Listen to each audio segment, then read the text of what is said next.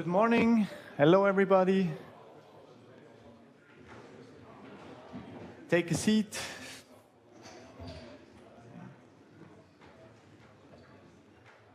Okay. So, welcome to this lecture.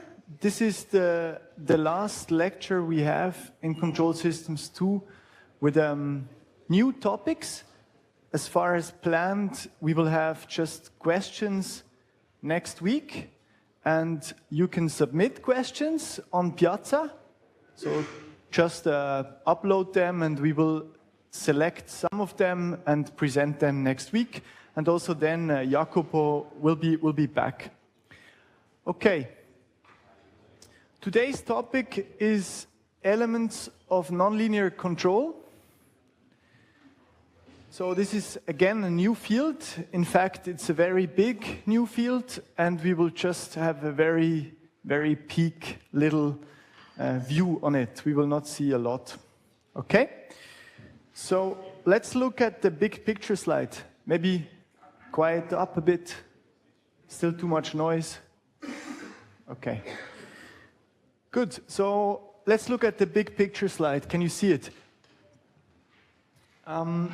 Control Systems 1 was about the analysis and synthesis of single input, single output control systems. And we have called it, we always talked about CISO, but in fact we could have also called the class Control Systems 1, analysis and synthesis of single input, single output, linear time invariant systems. Because this is what we mostly did. So we mostly had these LTI systems. So you remember, these have the form x dot is ax plus bu, y is cx plus du. So we've gotten very used to that. So what we did is we did a lot of analysis methods. For instance, root locus, Bode plots, Nyquist criterion, controllability, observability. And we also did some controller design methods. Most notably PID, loop shaping, plant inversion. But all of this was designed, intended for LTI systems.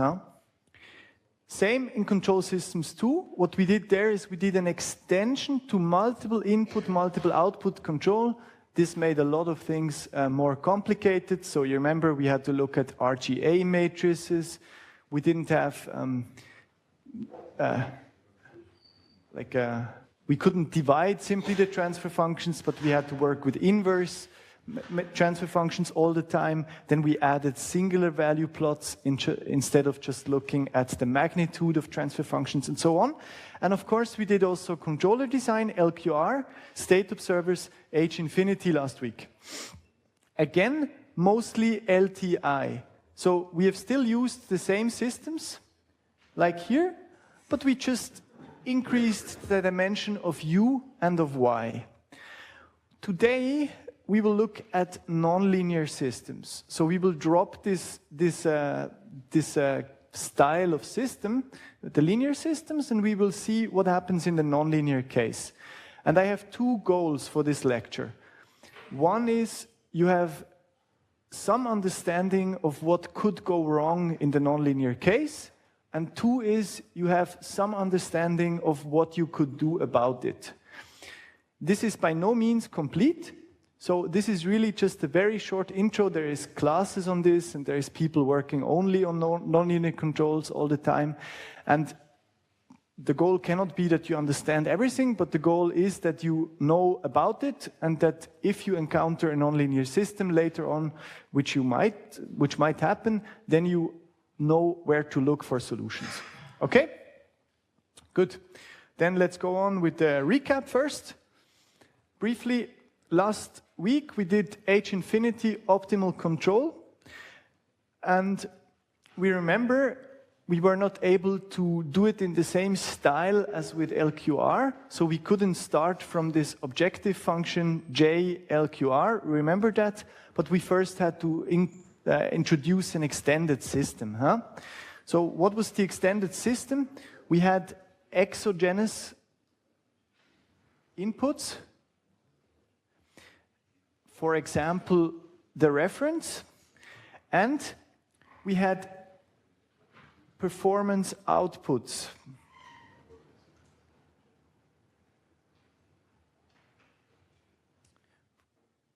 For example, weighted loop transfer functions. Okay? What we did was we looked at TCW, which is nothing else but the transfer function in frequency space from W to Z, which is this extended system, right? And in there we have some output, some measured output Y tilde. So it could be, for instance, depending on what representation you choose, it could be the error E. And we have U, which could be the U that we know. And H2 design methods, including LQR, what they do is they minimize the 2 norm of this extended system. And we know that 2 norm corresponds to energy, right? If we minimize the 2 norm of a signal, we minimize its energy. And the infinity norm, we remember, it corresponds to worst case. So in H infinity, we do instead the infinity norm optimization of that transfer function, which corresponds to the worst case. So remember this. We looked then at one particular extended system. Who did the exercise?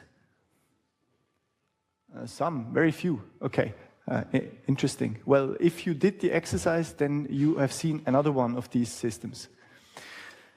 The one we did in class last week was like this. So where did it come from? We just took the regular loop transfer function, CP.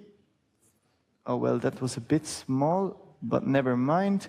So here is Y, here's U, here's E. And then we basically took these out, right? So we took out 3 signals here. That's what you see. That's what you see over here in this zone of the plot. So why did we take exactly these? Well, we can, for instance, look at E.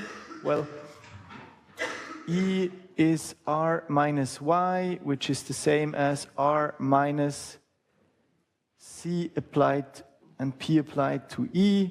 So we can say like E Y plus PC is R.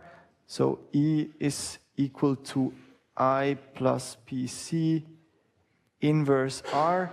And this one is exactly the sensitivity. So by accessing the signal E, which we do here, and we take it out, we can have the sensitivity S considered in our optimization problem. Who does remember, why did we introduce the W's at this point? WE, WU, WY. Yes?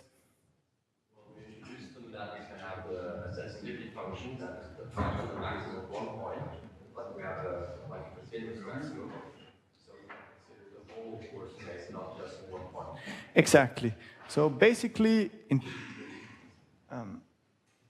intuitively spoken, if this is your sensitivity, then the infinity norm will basically just consider this value, right? This is why we introduced a weighting which is a dynamical system as well, which ensures that we can consider all of the frequencies in the optimization problem. Okay, that was the extended system. And now let's just briefly recap what we did. Well, basically we said we introduce S hat, T hat, and R hat, which are acceptable upper bounds for the sensitivity, the complementary sensitivity, and the transfer function from reference to control signal, which is C of S, S of S. And we set WE WU and WY exactly as the inverse of these upper bounds. So again, I'll draw a little Bode plot because these things are very easily understandable in the CISO case. They're the same in the MIMO case, but a bit harder. So basically, if this is S hat,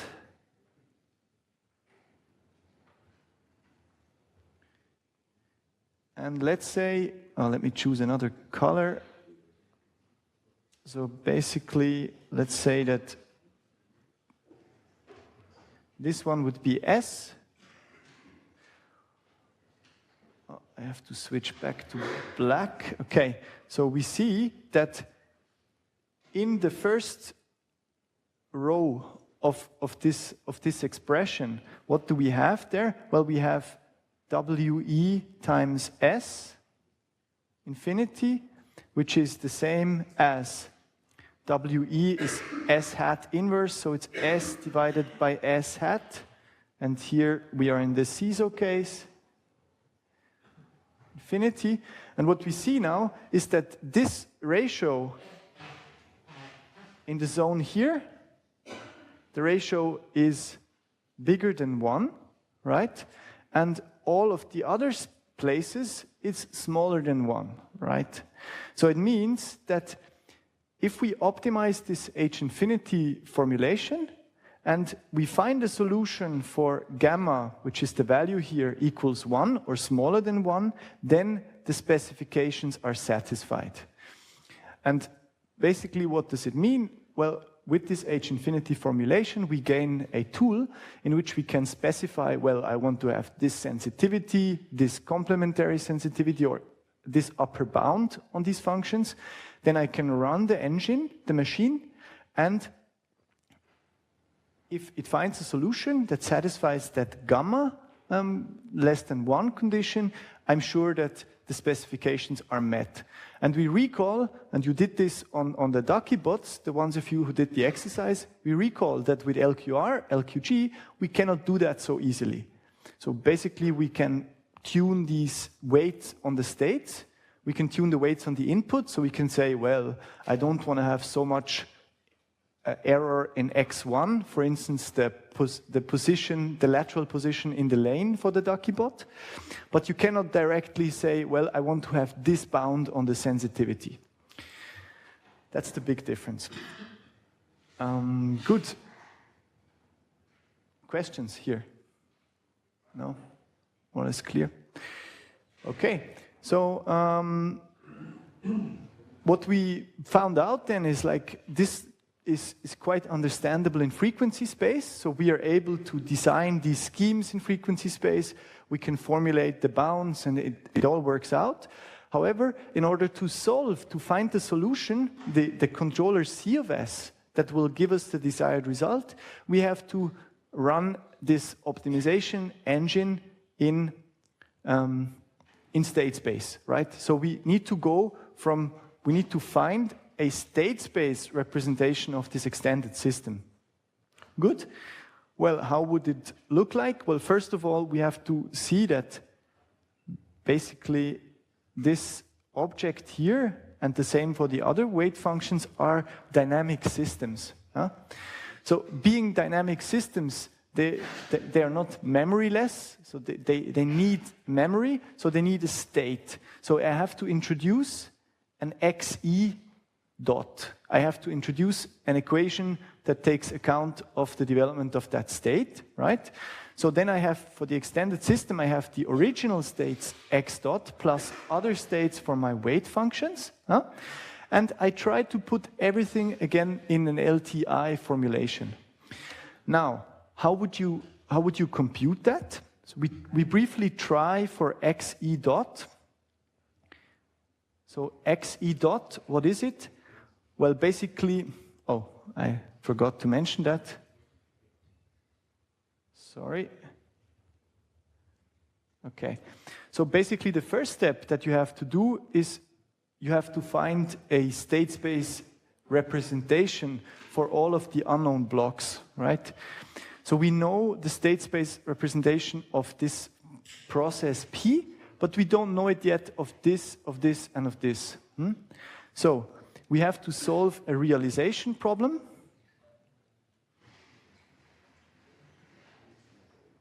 And we can, for instance, use the controller canonical form that we might see later today, if we are lucky and get so far. So we can say, well, this transfer function is actually characterized by this matrices in the classic form, like this. So we have A, E, B, E, C, E, and D, E, which characterize W, E. And now we can try to compute some of the entries of A extended, B extended. How did we do that? Well, we say XE dot is AE times XE plus BE times UE. And now UE, what is it? Well, it's the input going into that dynamical system WE. So let's go and see. What goes in there is E, right? The error. Okay? So basically this is AE times XE plus BE times R minus Y, right? And now we have AEXE plus BER minus BE. And now what is Y? Well, it's the C matrix of the process times X of the process. And then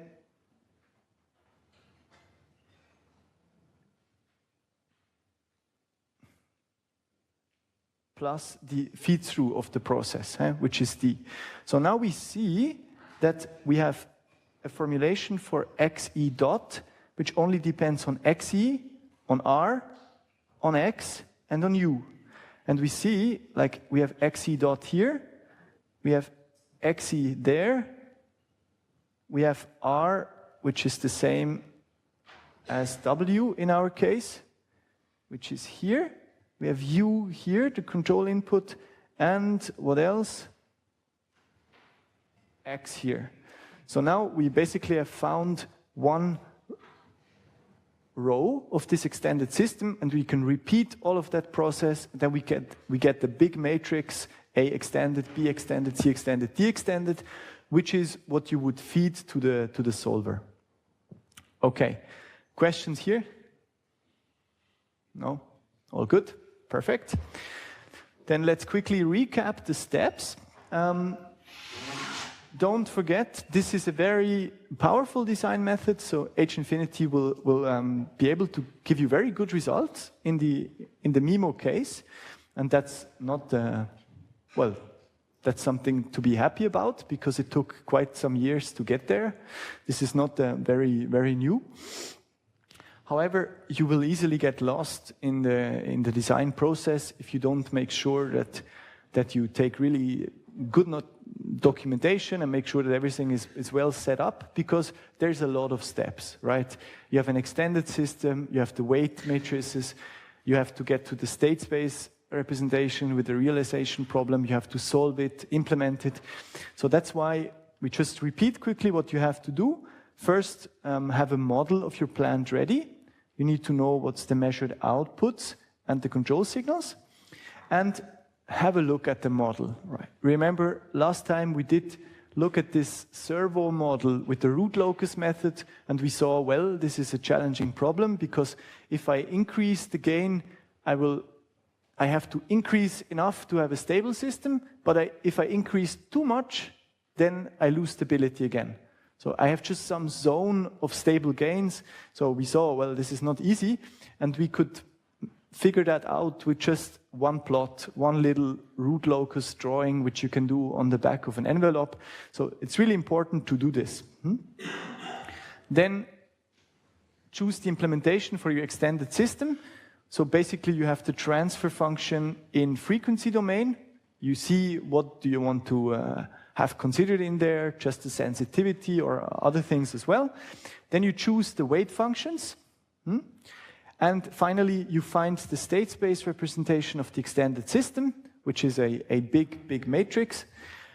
You evaluate the conditions, or you let the software do that for you. You solve the H infinity problem using software. Don't attempt by hand. If you find a very simple example that you can solve by hand and present in class, then I would be very interested to know about it. And then what you will see is that the controller that comes out of there will typically have a high order. So maybe it has in term s to the 7, s to the 6, and probably you want to reduce the order if possible and implement all of that in digital control.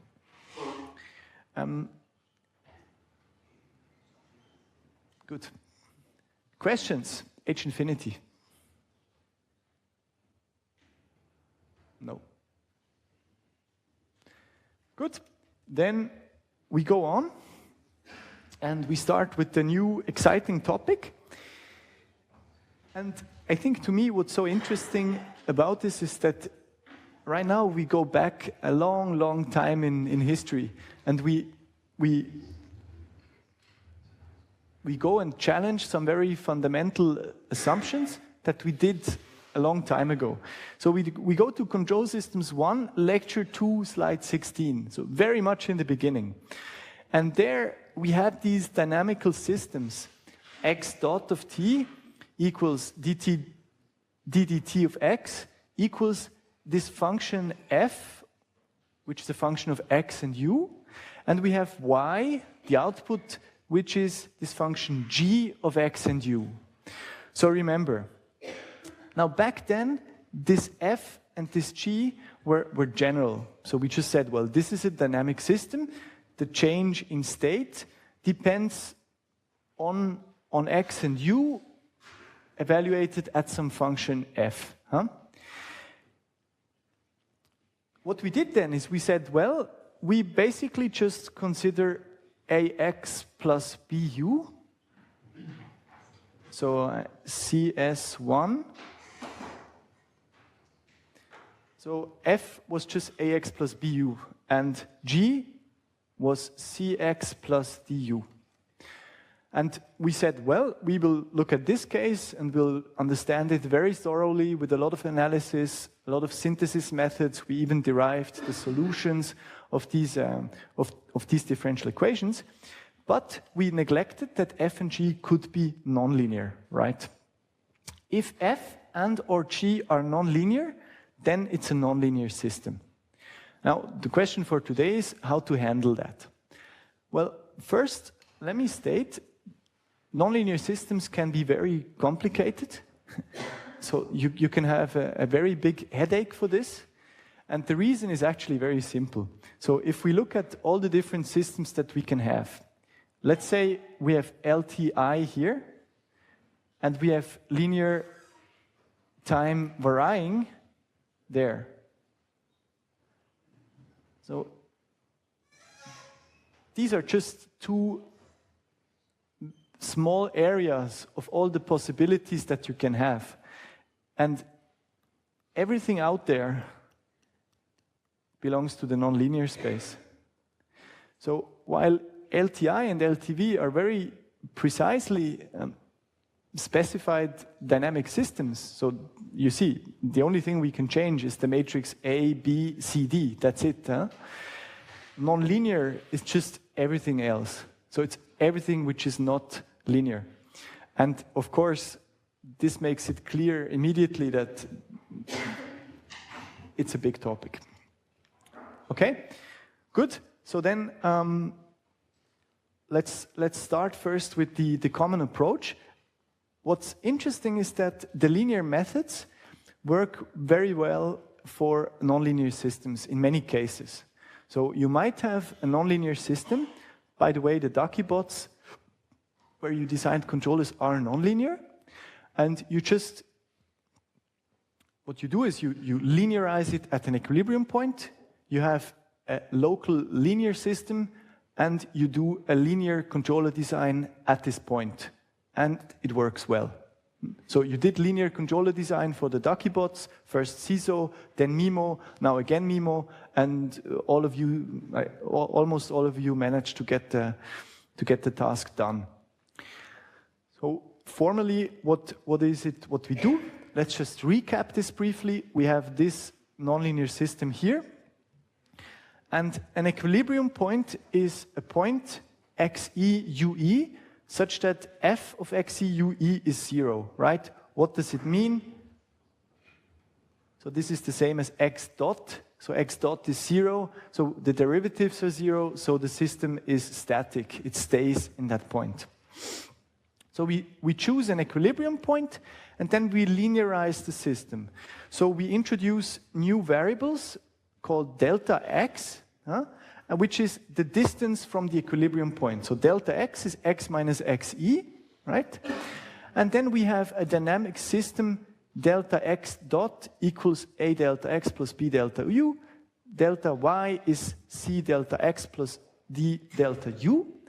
And the matrices are just given by these classic formulas that you used very early in your careers to linearize nonlinear systems, which are here. The function f evaluate like partially differentiated to x, which is a function of x and u, or can be evaluated at the equilibrium point. Same for b, c, and oh, this is a mistake, and d. Okay. That's what we did. This works well in many cases, especially for regulation problems. Can somebody have an idea why?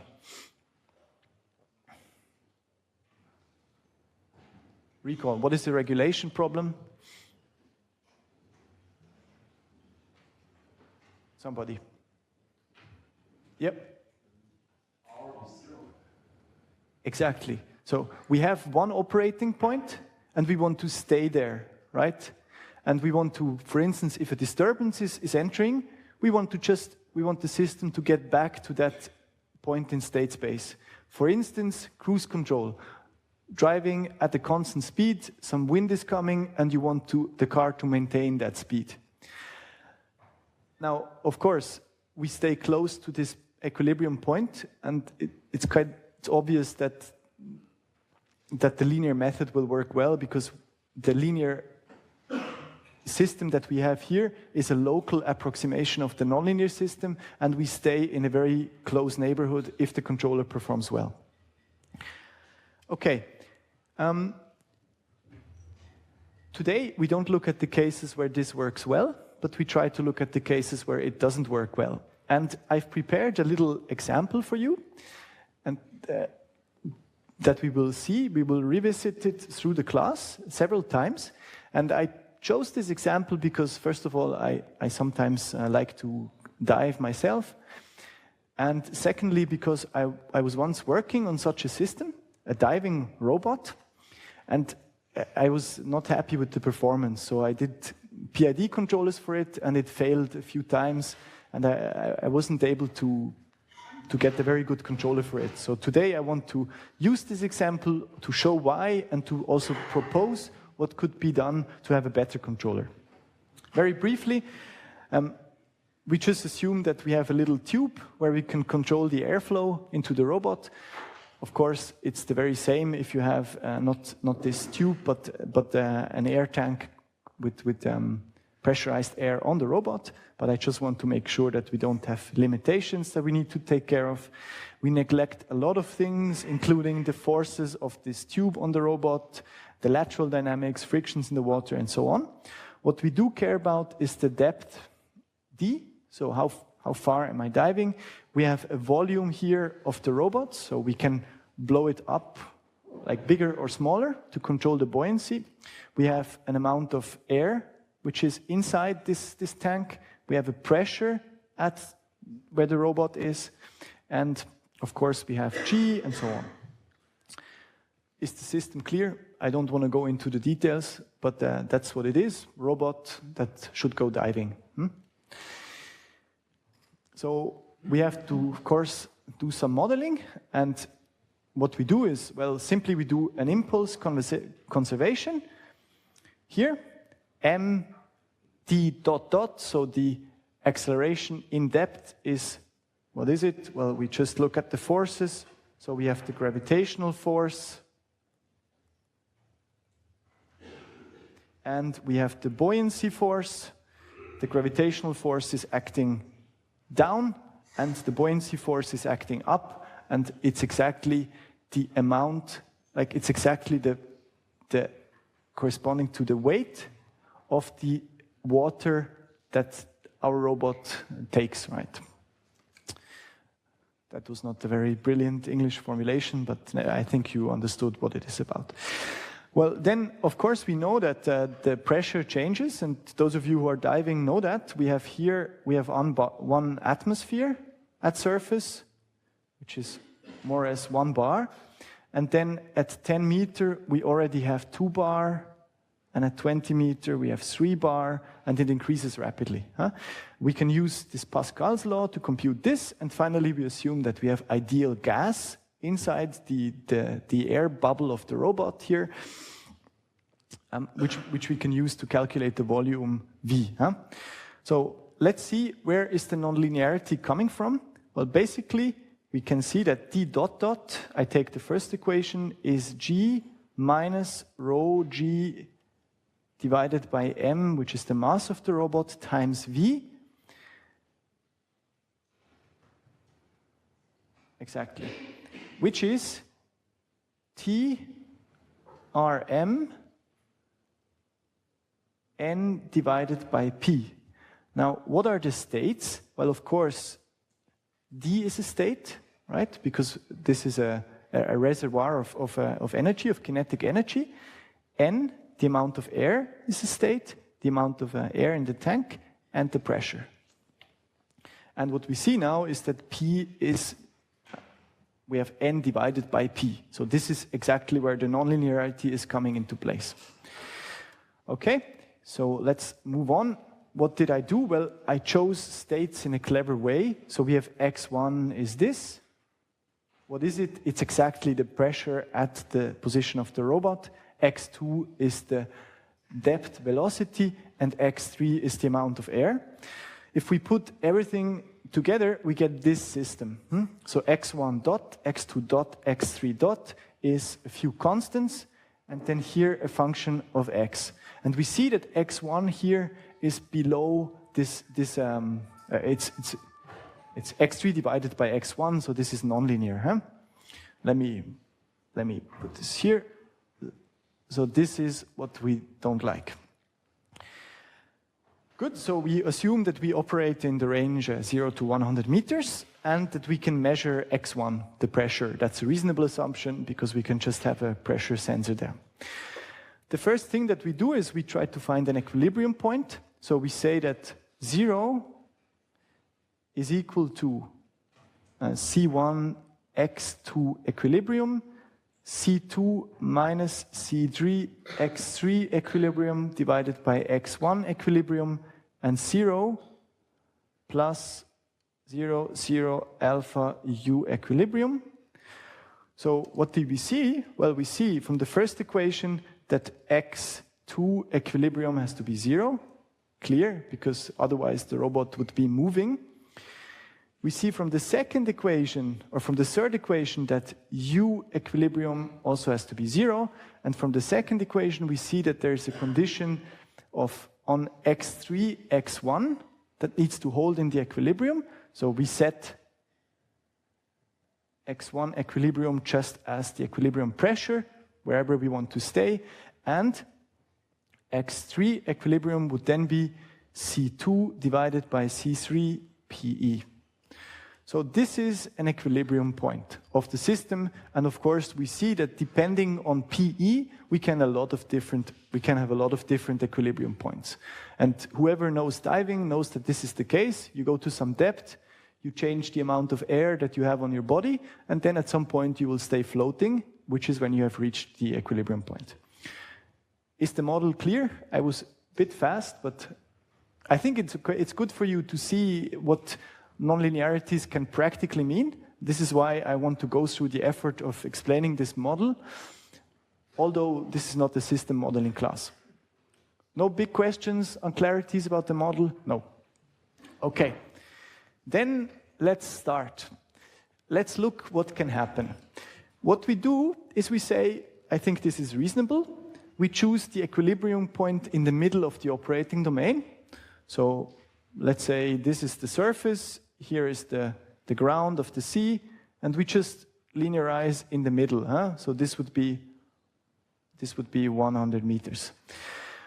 Now, I developed a linear controller. It's very ugly, so I used a CISO tool, and it was late at night. I didn't clean up the formulation, but it worked well, and the controller was a good design.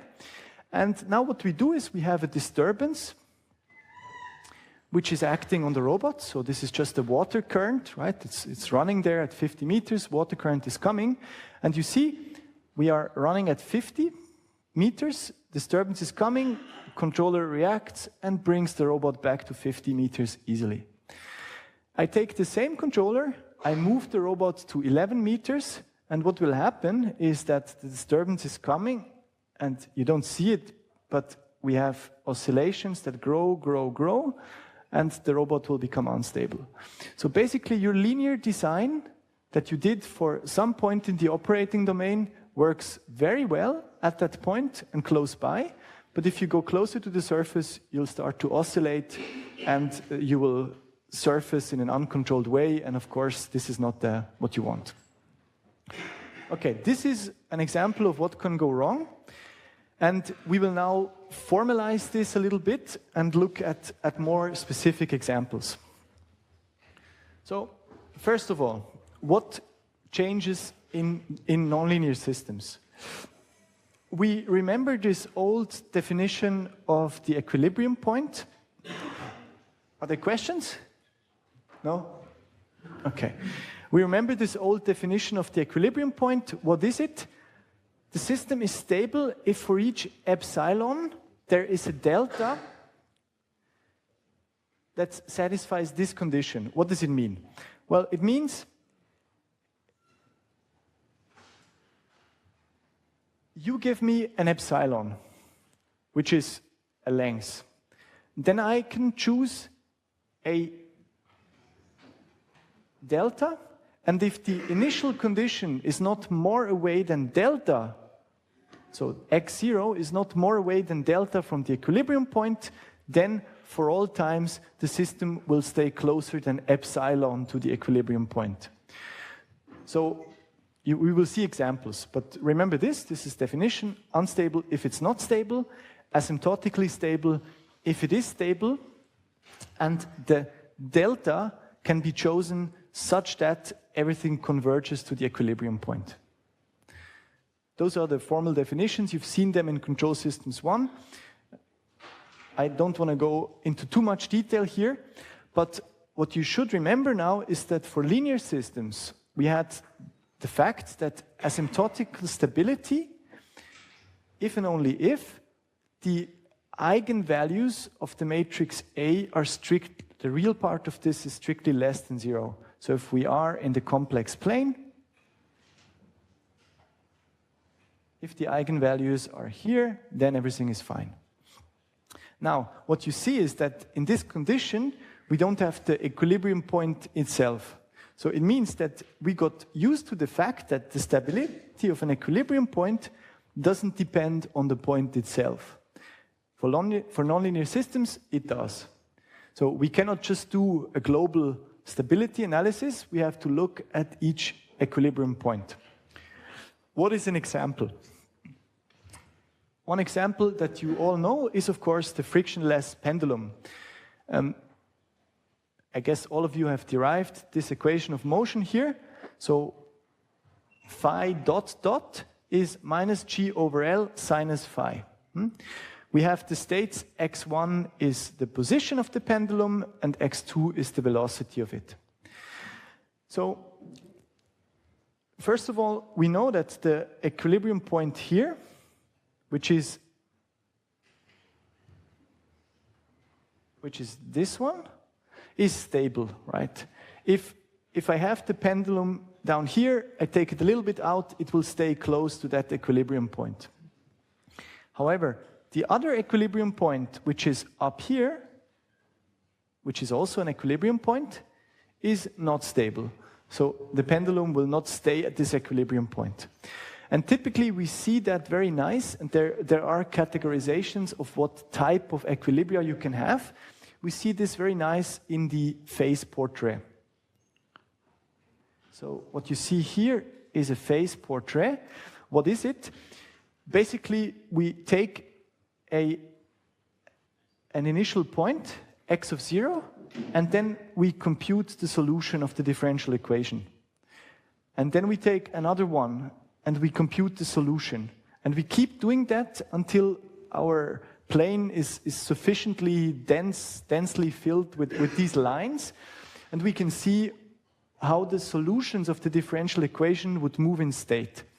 Now, where are the equilibria? Here is the stable equilibrium.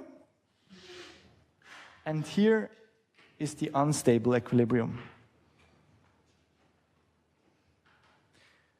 So what we see is that we have different equilibria. Actually, they repeat. There's another one here. We have different equilibria, and not all of them are stable. Some are not. So this is first thing that you should keep in mind. Questions on this? No? Okay. Then we go on. We introduce the concept now of local stability.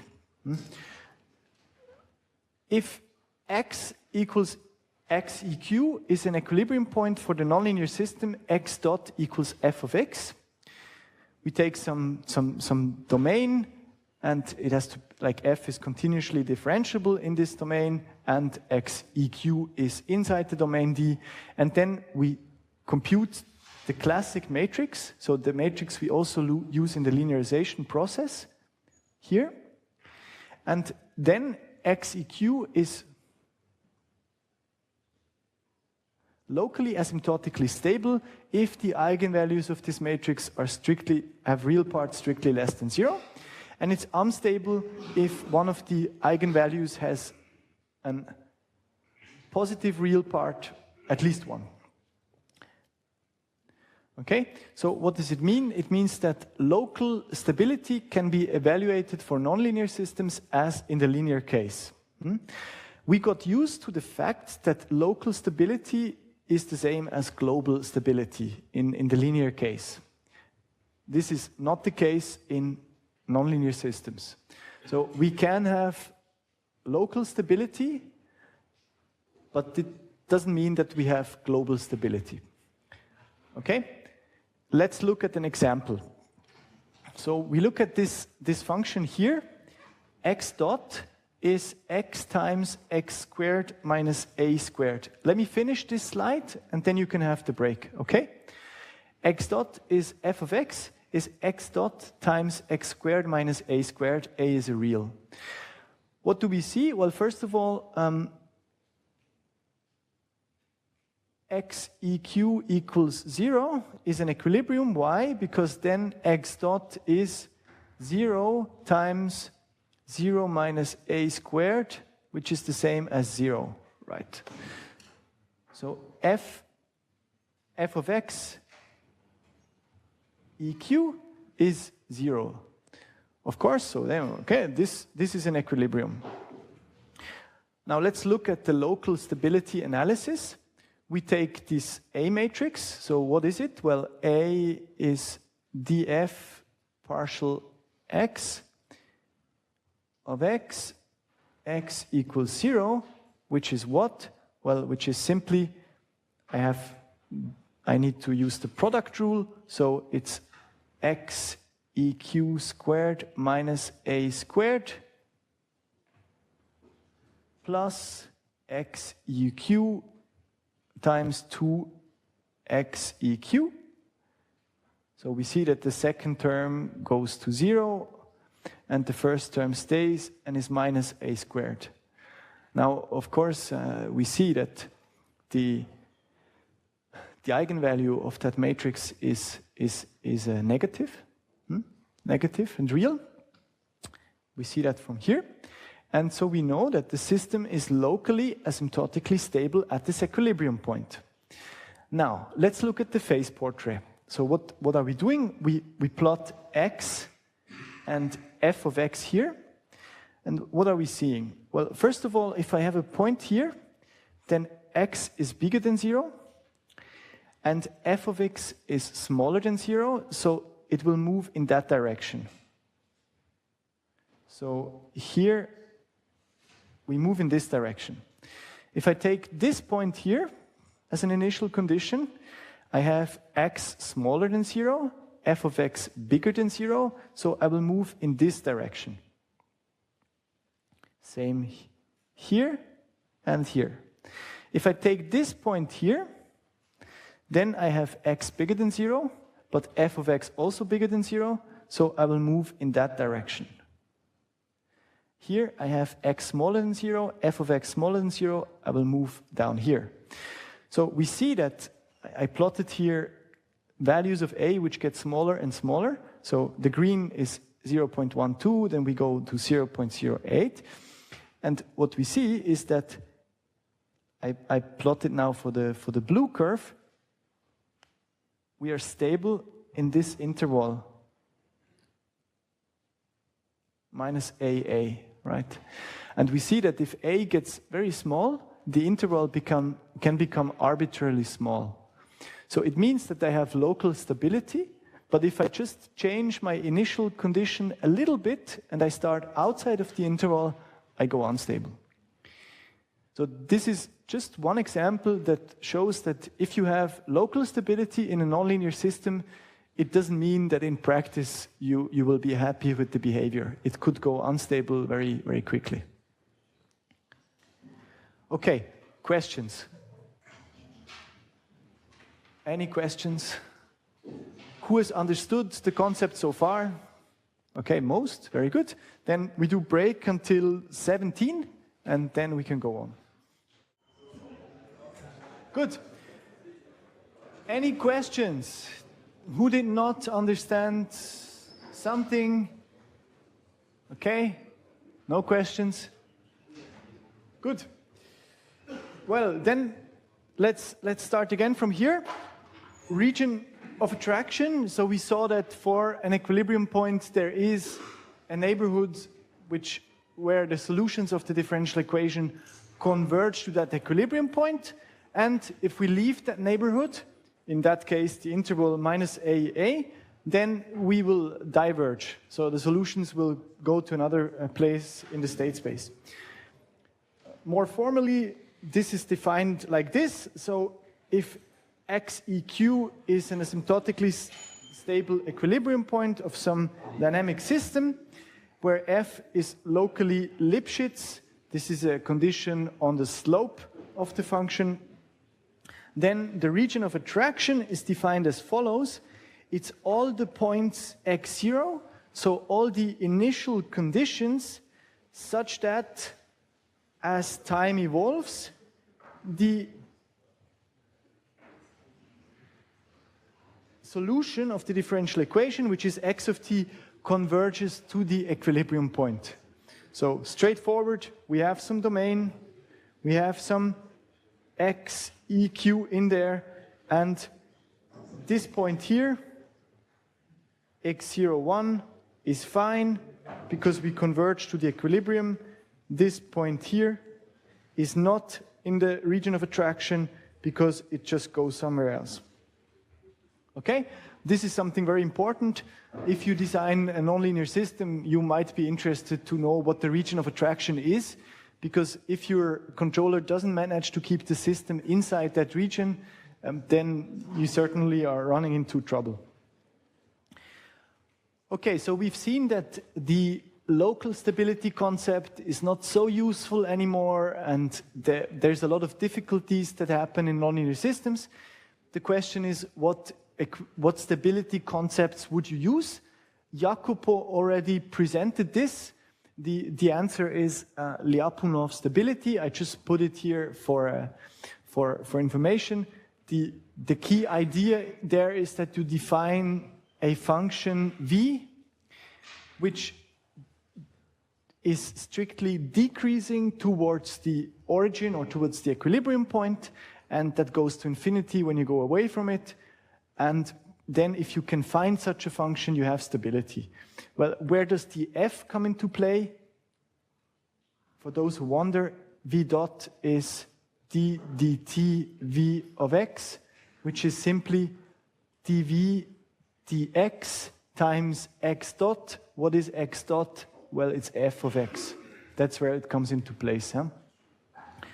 Okay, I don't want to talk more about this, but this is what you would look at for a thorough stability analysis in the nonlinear case. Good. So we've seen what can go wrong. We've seen a few examples: the underwater robot, the problem with the region of attraction, multiple equilibria. We see what can go wrong, and now we try to get some understanding of what you can do about it. Okay? This is an overview of nonlinear control methods. As you see, it's quite extensive. There's many. And the first one, the first block here is what's already known to us partially. One concept we will look at is gain scheduling. And another concept, so basically what you do here is we try to extend the applicability of the linear method. And another concept you already know in here is integrator anti-windup schemes. So just a brief recap, what was that? We have saturation. So for instance, with the Duckybot, I cannot steer more at some point. I have a limit on the steering angle. And now if I have an error which is large and I hit this saturation limit, I will have a build-up of the integrator term. And so I will have a large overshoot, possibly instability. Integrator anti-windup scheme would simply, as soon as you hit the saturation limit, you would start to take away, like to reduce the integrator term in your controller, such that you don't have such a big overshoot. So this is one example of nonlinear control, because saturation is a nonlinear effect. Another one is gain scheduling. We'll just look at it. Then there's geometric control. The two concepts here are feedback linearization, dynamic differential flatness. We will look at these. So today, and here I write known. And then there's a lot else. So concepts that you will possibly see is hybrid systems, model predictive control, and you might also see some of the other stuff. Okay, let's get into gain scheduling. What are we doing in gain scheduling? We have a nonlinear system, and we choose n equilibrium points, x, e, y, u. Well, indices are swapped, so I should call this e, y. Huh? Okay, and for each of these equilibria, linearize the system and design a local control law for the linearization. A global control law then consists of choosing the right control law and use that control law. So, for instance, I have x here, f of x there, and I have some function here. Now, I could simply say, well, I divide my operating domain into zones. Then I will have one point here in the middle of the zone, so I'll linearize the system. I have another point here, I linearize the system. One more here, I linearize it. One there, I linearize it. One here, again. And then I have a set of different linearized systems. And as soon as I want to execute the controller, I first check where am I? Am I in the space 1, 2, 3, or 4? And then I choose the local control law and I use it. So basic concept, like very intuitive. You have used it. Who knows? Who remembers? Or you have used something very related.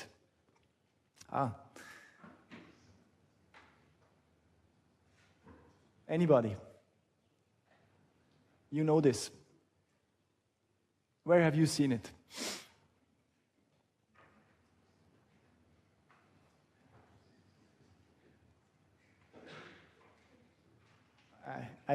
I go closer to the cube already.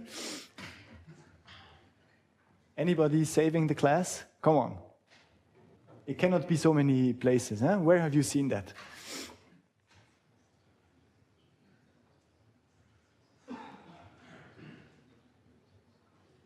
Please, somebody. No? It cannot be more than wrong. Just make a guess, please.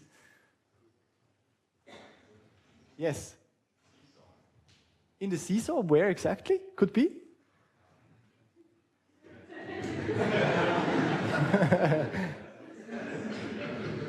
I don't know. So I designed part of the electronics of the seesaw. So I know about the communication aspect of it. I didn't design the rest. So could be, yes. I had another example in mind, which was the ducky bot. So in the ducky bot, what happened? Thank you, actually, for saving me. So in the ducky bot, what happened when you did the LQR controller? You were solving the Riccati equations every time, right? The loop was entered. Then you took the matrix, which had V as a function. So you used a linearized version of the system. Then you did the Riccati equation, and you went on. So that's where you saw it. Seesaw could be, yeah, well possible. Okay, let's use it. So let's take the old picture. So we have the old controller for the underwater bot. We use it at 11.5 meter, and we still have the same result, right? So we have this oscillation instability. And now we redesign the controller. So in fact, we just reduce the gain, and we use it at 11.5 meters, and we get the very nice disturbance rejection. Well, in case of the underwater robot, why is that? We can simply look at the plant here. So if you do the math and you find out the plant model, what you will see is that it looks like this, and you see here, in there, we have the equilibrium point. And X1 equilibrium would be the equilibrium pressure. Now, what does it mean? I go closer to the surface, so I reduce this value. So this value gets smaller, which means that the gain of this plant gets bigger, and then my old controller didn't manage to stabilize it, but if I reduce the gain, it's okay, right? So this is just one example where the gain scheduling actually works. Okay, questions for gain scheduling? No. Okay, then let's go on with a more sophisticated concept, which is called input state feedback linearization. Let's take the pendulum. Let's have some propulsion on it, as visualized here. And the new equation would look like this. Now, let's put this into the format we know. X1 dot is phi, is the same as phi dot, so this is X2. And X2 dot is phi dot dot, which is the same as minus G divided by L, sinus of X1 plus U of T. Now, let's assume we know the states, so we can say U of T equals G divided by L, sinus of X1 plus V of T. What happens? Well, we basically get the system X1 dot, X2 dot equals, X1 dot is simply X2. X2 dot, we see that this term cancels out if I insert the U defined here. So this is 0, 0, X1, X2, plus 0, 1 of V. And what we see is that these are basically just the matrices of an LTI system. So by choosing this control law U, we were able to transform the nonlinear system here into a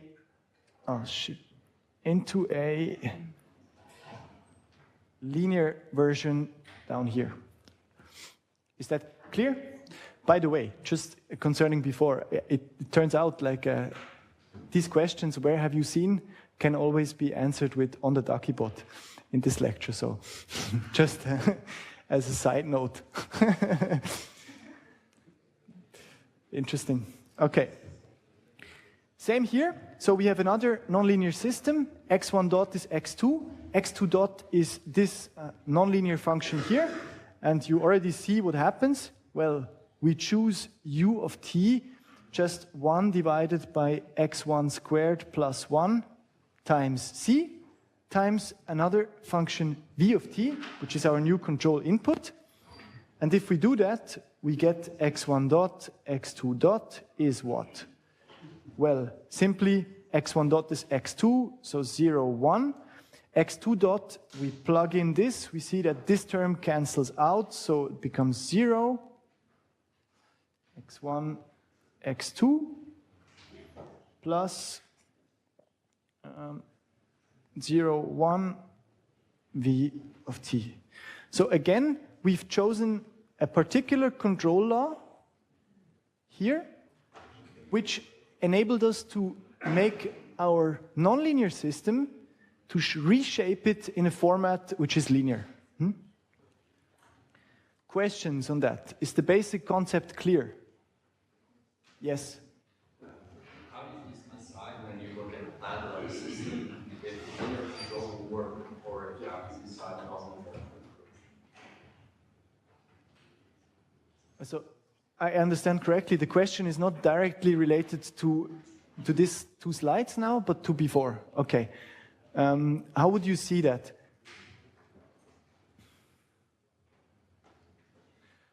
Well, there's a lot of methods, so I think there's not a specific answer to that. But first of all, you would, of course, do a system modeling. And we did that for the underwater robot, right? And what have you seen there? You've seen, well, there is a nonlinearity. And now you could basically look at the nonlinear system and try to understand it. So you can do the full analysis there. You can do the phase portrait, find all the equilibrium points, see if they are stable or unstable, what type of equilibrium points. Then you can look at the region of attractions. You can see, well, where do I operate? Do I stay inside this region or not? And like at this long process, which also might involve experiments, depending on how complicated it is, you have an idea, right? So is that a satisfying answer, or, yeah? Yes? Yes, absolutely. You will see it in a few slides, yeah. Good. So more abstractly, input state feedback linearization, what is it? It's the ability to use feedback to convert a nonlinear state equation into a linear state equation by canceling nonlinearities. And in order to do that, the system, the nonlinear system, needs to have this format. So we see in the 2 examples, we had cancellation using, in the first one, subtraction, and in the second one, division. And in here, both are united. I have alpha nonlinearity that I can subtract, and I have a beta nonlinearity here that I can cancel using division. Of course, AB, which is the matrix that stays, needs to be controllable. And I have some definition, some conditions on alpha and beta of x is assumed to be non-singular. So I need to be able, because I don't want to have a division by 0 here. This is then the general feedback law that you would plug in. Let's try that briefly for those who haven't seen it yet. So x dot is ax plus b, beta inverse. So inverse, take care, this is simply it's divided by u minus alpha. So I plug in this law, which gives me ax plus b beta minus 1. And then let me continue this here. U is alpha plus beta v minus alpha.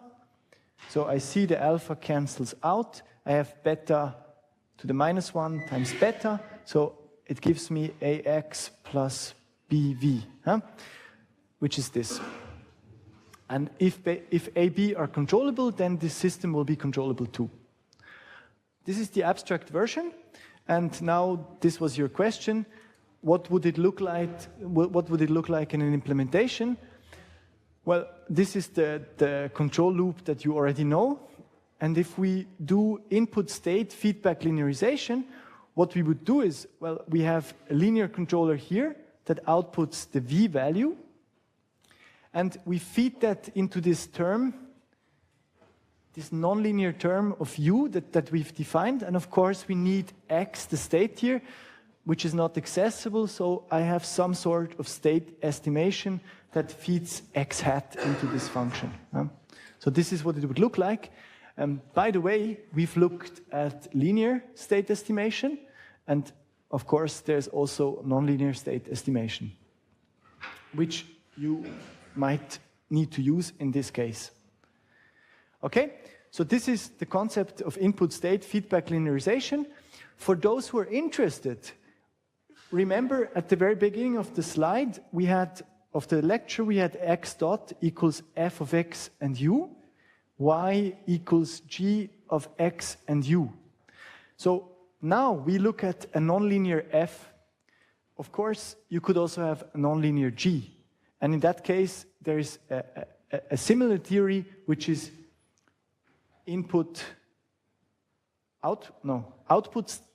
output state feedback linearization. I think it's called output state feedback linearization. So the same thing, but for G and not for F, what we do now. Let's go on, because even if you don't have a structure where you can simply subtract or divide, there are cases where it still works, right? Let's look at this system here. So we have the non-linear system here. And what you see is, well, it's not that straightforward. If I use u equals x1 squared plus v, the second equation is fine, but the first equation is still a problem, right? So it's not as easy as it was before. Well, what we do is we introduce a change of variables. C is a function t of x. Okay, let's try that. Well, set 1 dot, what is it? It's x1 dot, which is the same as a sinus of x2, which is the same as z2. Clear? Yeah, okay.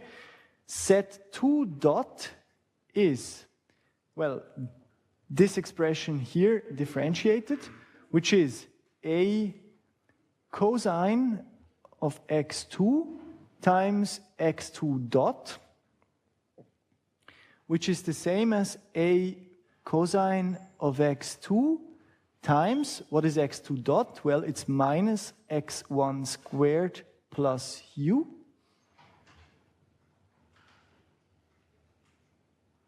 Okay, what are we seeing? We see that here we have a new structure. So we are now looking at the differential equation in z, not x. And we also see that we can set u of t equals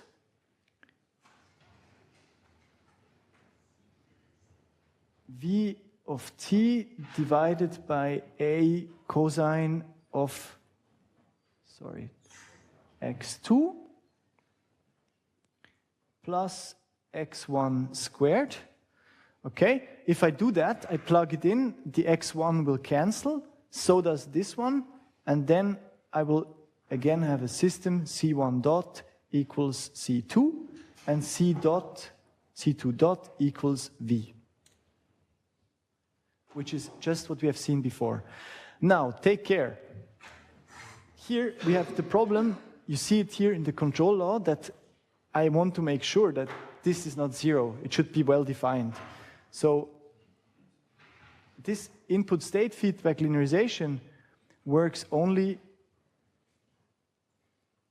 in some domain of X2. Huh? Good. Recap. We could subtract nonlinearities. We could divide through nonlinearities. And we could first do a change of variables and then do the same. Those are the 3 strategies that we've seen. And by doing so, by choosing such a control law U of t with a nonlinear control law, we were able to reshape the nonlinear dynamic equations into a linear format to which we can then apply control. Formally, what we did is we introduced a change of variables, z equals t of x. Of course, it needs to be a 1-to-1 correspondence by bijection. And this is called a diffeomorphism T if both T and T inverse are continuously differentiable. And now we can get to the final version of this input state linearizability. A nonlinear system, x dot equals f of x plus a nonlinear term gamma of x times u, where we have a few technical conditions here, is said to be input state linearizable if there exists such a transformation of variables, specifically a diffeomorphism, such that also the domain of C is simply the T applied to all the points in the domain of X here, contains the origin and the change of variables, transforms the above system here into the well-known format here, where we can apply the control law alpha of x plus beta of x v. We can use this control law and then transform it into a linear version. Huh? So that's the final statement, basically, for input state linearizability.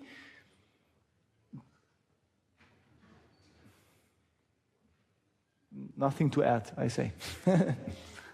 Questions? No. Okay.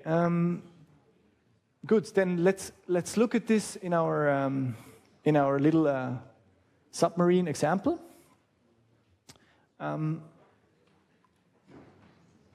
What we have there is we have exactly the structure that I mentioned. So x dot is f of x plus gamma, big gamma times u. By the way, this is not called big gamma in literature, it's called big G, but I've just reformulated it not to confuse you with the other G in the lecture. So just as a side note. And we've seen that the nonlinear equations of our submarine are like this. So x1 dot, x2 dot, x3 dot is this term plus here 0, 0 alpha times u. And we see again the nonlinearity is this term. Huh? Now, it takes a while to figure out what the right change of variables is, but it turns out if you choose z1 equals x1, c2 equals x2, and c3 equals this term, then what we see is this transforms into that shape. And what we see is that here we have beta to the minus 1, here we have the alpha term and the u, and so we can choose this feedback law and see that it includes C3, C2, and C1. So we need to know all the states. We include this feedback law and we get this linear system afterwards. Huh? What do we see? Z1 dot is depending on Z2, Z2 dot is depending on Z3, and Z3 dot is depending on V. So given that C1 and C3 are, given that these two parameters are non-zero, we see that this is, of course, fully controllable. Huh? Okay, now let's implement that. What what we did is we assumed knowledge of the state X, implemented this control law here, so this nonlinear control law with a controller with the output V, right? And then just tuned a linear controller for V, and with this scheme, it turns out we can easily handle the disturbances at any depth, right? So both cases can be covered. Of course, it's much more sophisticated than before. Now comes a very interesting aspect. So what we look at here is regulation, huh? Just keep the robot at 50 or at 11.5 meters. Then disturbance is coming, keep it there. Previously, we did gain scheduling. Worked well for regulation. Now, imagine we don't want to stay at one point, but we want to dive a trajectory. Now, in this case, it's much more straightforward than with the gain scheduling, because if we do gain scheduling, we have to do a lot of different operating points, linearize a lot of systems, have a big lookup table, then choose the right control law. But here, we just have one nonlinear estimator, we have one nonlinear feedback law, and a linear controller on V, and we can cover all the depth, right? So intuitively, this feedback linearization method is related to, or is very suitable for reference tracking problems. And it turns out that this is not only the case intuitively, but there is also a theoretical relation, which is that a dynamical system of this form is said to be differentially flat with flat output C if we can express the state with a finite number of derivatives of Z. So what does it mean? Well, I have some function Z, I do a finite number of derivatives, and this is enough to describe my state. Well, of course, now if I want to know X dot, I simply do one more derivation here. I know all of these, I just have to do the derivation of the last one, and I can formulate, for a given X, I can formulate the trajectories of the problem. And it turns out that differential flatness is exactly the same as input state feedback linearizability. So if a system is differentially flat, it's also input state feedback linearizable. Okay? Well, we can use that. So we can, for instance, say we want to follow this trajectory, the reference, which is, I chose it in this strange way to make sure that the acceleration the velocity is 0 initially. So if we look at it, we have D here. We would try to run such a trajectory which goes to depth D. We can just say, well, I can find out X1 reference simply by plugging it into the formula. So I get this. Let me actually change the color. Then I know that X1 dot from the differential equation is C1 times X2 reference. So I can calculate X2 reference. X2 dot, I can just differentiate that, is this term, which is equivalence to C2 minus C3 X3 ref divided by X1 ref. So I can get the function for X3 reference, and from this, because I know that X3 dot was just alpha times U, I can get the U reference function. And I guess this would be I think it would be the same that you would observe in the previous formulation with the input state feedback linearization, but what I have is I have the reference function that I need to apply to track this profile. So what I can do, it looks like this, by the way, which is, so this is the reference function here, U of t, and now I can simply use this as a feed-forward control and make sure with a linear controller that I track this reference function, and this would be the depth profile that I get for the underwater robot. And what we see, this is not a regulation problem anymore, but it's reference tracking. And thanks to the differential flatness of the system, I can very easily do that. Okay, so final robot example. And now let's go on with a little bit more of theory, which is justified as follows. So let's say you have this nonlinear system, and you cannot divide the nonlinearities, you cannot subtract them, so you need this transformation T. Of course, you can just search for it, but imagine that you have maybe 10 states or a very large system, so very quickly you will fail because you don't have enough paper and you do a lot of errors and it's a mess. It doesn't work out, and so it would be important for us to know if there exists such a T. So we could try to answer the question, I have my nonlinear system, I want to do input state feedback linearization, can I do that?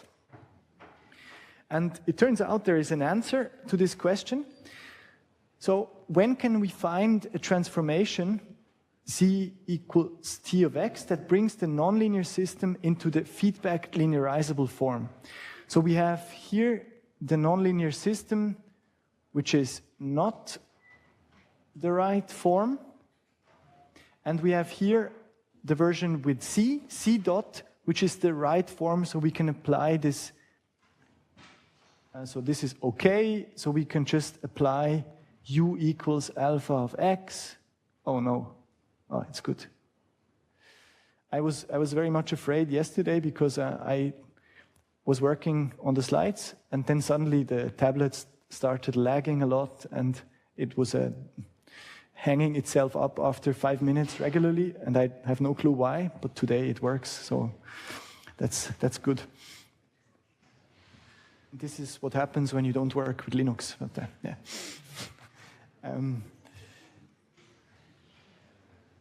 Good, so here we have the right format, and now we are interested to know, well, can we find such a T or not? What we do to answer this question is we say, okay, let's look at C dot in terms of derivatives of T. So C dot is just, so C dot is the derivative with respect to time of Tx, which is dt dx, because the transformation is a function of x times x dot. And what is x dot? Well, it's the term up here, so we enter that. And then we have this equation here. So we have, on the left-hand side, we have the original nonlinear equation plus the transformation. On the right-hand side, we have the shape that it should look like. Now, if our transformation works, then it should hold in the entire domain of interest, right? So, of course, the T, which is only valid in some very small area, is not very useful. So it should be in the entire domain of interest, which includes U equals 0 and C equals T of X here.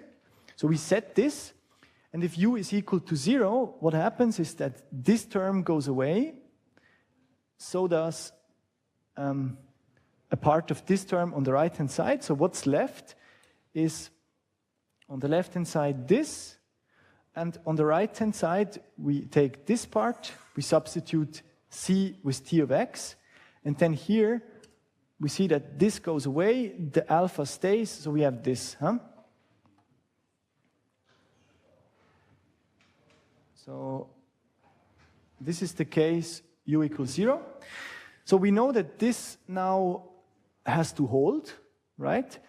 But if we rearrange the terms, so I basically take this term and this term to the left-hand side, then I get this minus that plus that is 0, and what's left is this part here, right? And of course, this also needs to hold. So in case u is not 0, I would still have this to hold, and then combined, these are the conditions that I can do input state feedback linearization. So formally, I have system 1, system 2, and only if this is satisfied, the input state feedback linearization can be done. Now, what is this? We see here, this is the partial derivative of t with respect to x.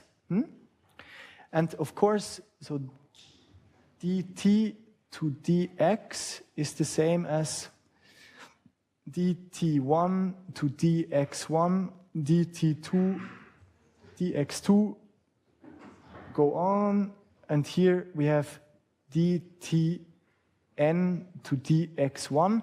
So we see we have derivatives with respect to x1, x2, x3, x4, up to xn. So these are partial differential equations. So if these partial differential equations have a solution, then we have a t.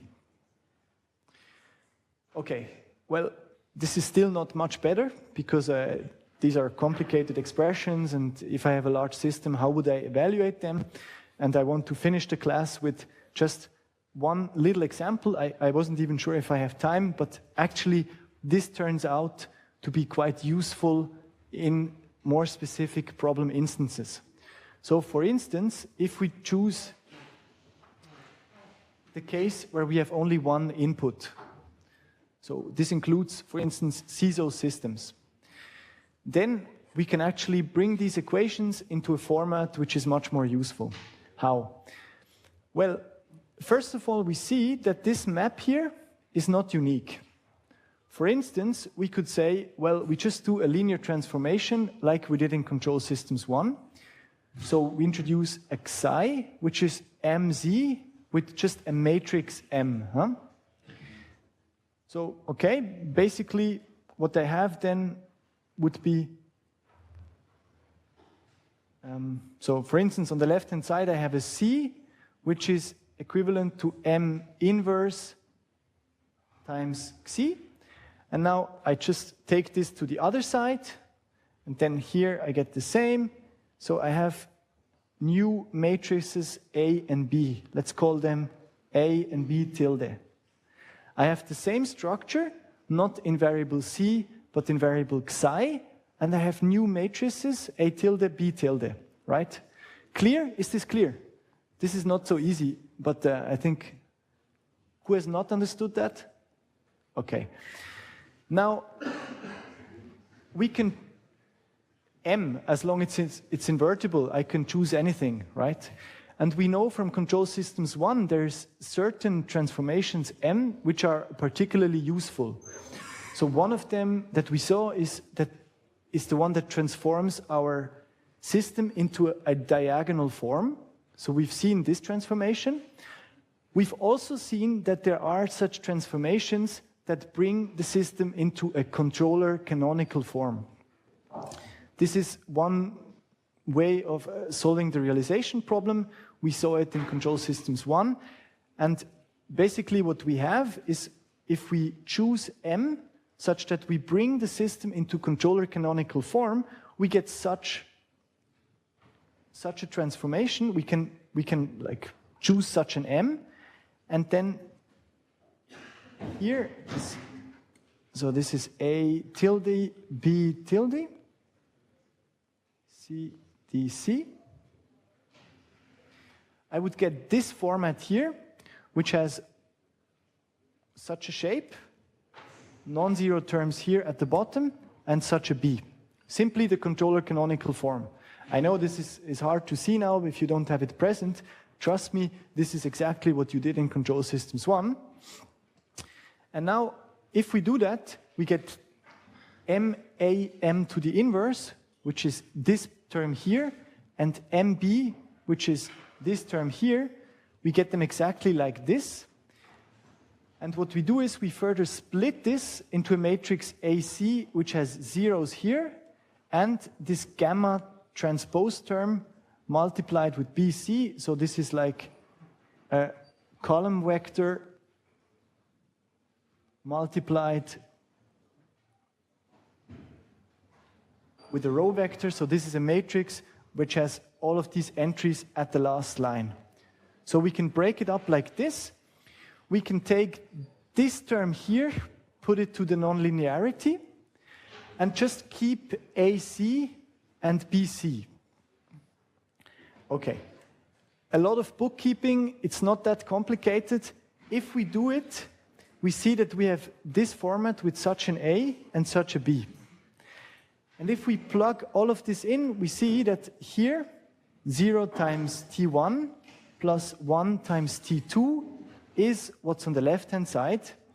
So we get such a format here and such format there, and we get to more clean equations. I want to stop here. Just look at this.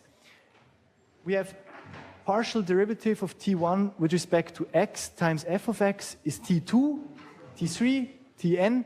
We go on, and just the last term is in terms of alpha and beta. And here we have all zeros, and the last term is non-zero. Okay?